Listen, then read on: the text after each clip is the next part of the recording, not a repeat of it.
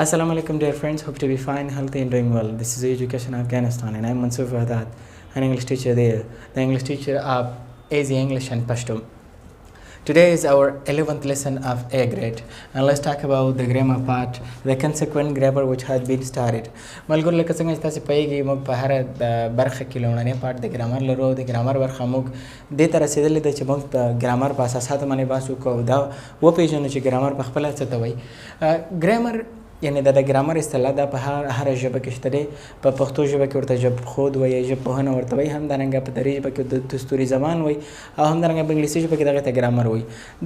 دغه هغه رولز او هغه قواعدو ته ویل کېږي چې د یوې ژبې د استعمال موږ ته راښیي. یعنې هغه کسان چې هغه ژبه خپله ونه اوسي او غواړي دغه ژبه زده کړي نو دغه ګرامر څخه په استفادې سره هغوی کولی شي څنګه کړي دغه ژبه زده کړي. ګرامر fundamental rules of a language is called grammar. د یوې ژبې اساسي اصول او قاعدو ته څه وایي؟ ګرامر وایي. fundamental rules یعنې هغه اساسي. مثلا زه وایم I am a student، زه یو زده کوونکی یم. I am a student، زه یو زده کوونکی یم.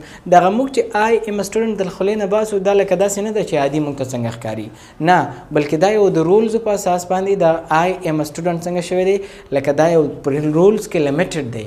یعنې موږ داسې نشو ویلی I student am، ځکه چې ګرامر موږ ته داسې وایي چې مثلا سبجیکټ راځي، ورب راځي او بیا هغه پسې څنګه راځي کمپلیمنټ راځي. نو ټول دغه ټول د ګرامر له هغه نه د ګرامر د احاطې نه لاندې راځي. Fundamental rules of a language is called grammar. Yeah, some people and some teachers says that the grammar is the key of a language, the structure of a language. Different definitions are presented for grammar, but the most important is that fundamental rules for a language is called grammar. د یوې ژبې لپاره اساسي اصول ته ګرامر وایي. لومړی کې داسې و دغه ګرامر نه و. دا ګرامر داسې نه دی چې لومړی ګرامر جوړ شوی او بیا ترې نه ژبه جوړه شوې، نه، لومړنۍ ژبه جوړه شوې ده، بیا د حد اکثر ته کتل شوي. مثلا I am a student خلکو مخکې ویلې ورب کمپلیمنټ دا شیان نه وپېژندل شوي، همدغې نه داسې وپېژندل شو چې باید لکه د خلکو د دې خبرو نه دا ګرامر راویستل شوی. خلکو خبرې له ګرامر نه دي ویستل شوي.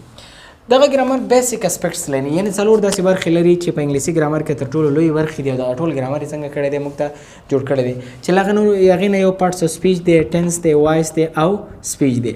پارټس آف سپیچ، ټینس، وایس او سپیچ. پارټ آف سپیچ یعنې د کلام اجزاوې، ټینس زمانه، وایس معنا د غږ یا زمانه، اصل کې په ګرامري اصطلاح د معنا د زمانه راځي.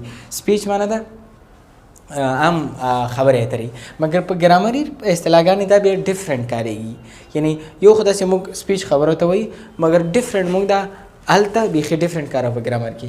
لکه پارټس آف سپیچ که تاسې ګورئ د کلام اجزاوې، دغه د ګرامر لومړنۍ مهمه برخه ده. دغه کلام اجزاوې هر څه چې زموږ له خولې نه ووځي او هغه معنا ولري دغې ته کلام اجزا وایي.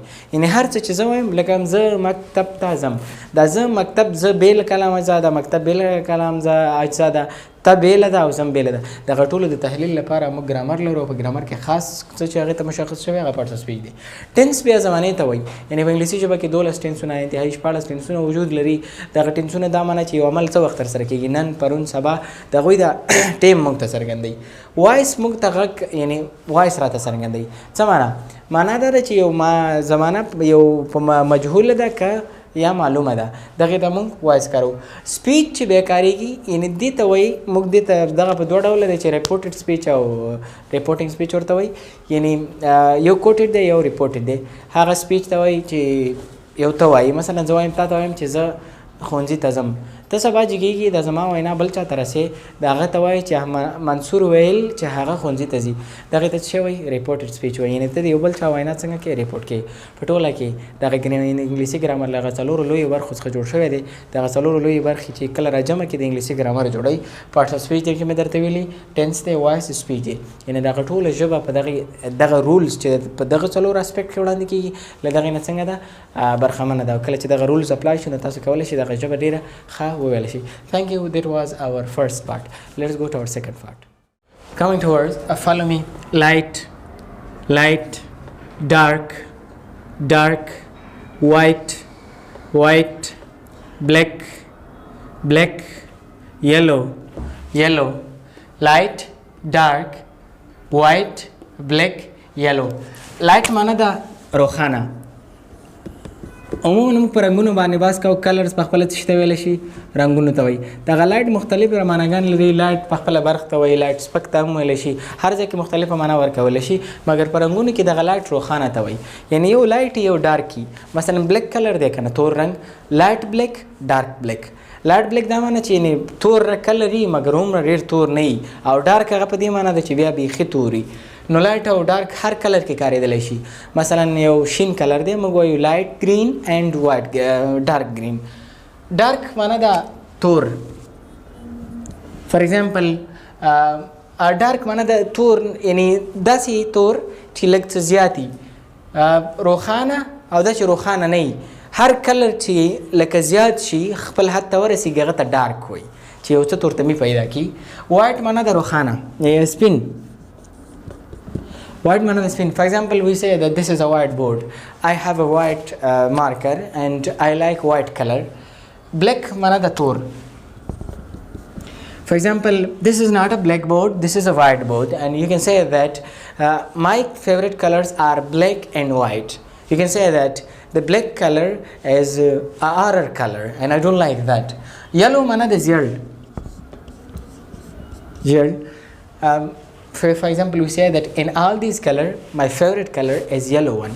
So په ټوله کې لایټ معنی د روښانه ډارک معنی د هغه روښانه چې نه یعنی تیز رنګ که نه تور یا تیز دغه تور اصطلاح ورته دومره که ونه کاروئ تیز ښه راځي وایټ معنی د سپین بلیک معنی د تور او یلو معنی د زیړ دغه لایټ او ډارک چې تاسو ګورئ د دې هر یو کلر سره جدا جدا څنګه کېږي لکه لایټ وایټ او ډارک وایټ لایټ بلیک ډارک بلیک and light yellow and dark yellow. That was our second part. Thank you very much. Let's go to our third part, sentences.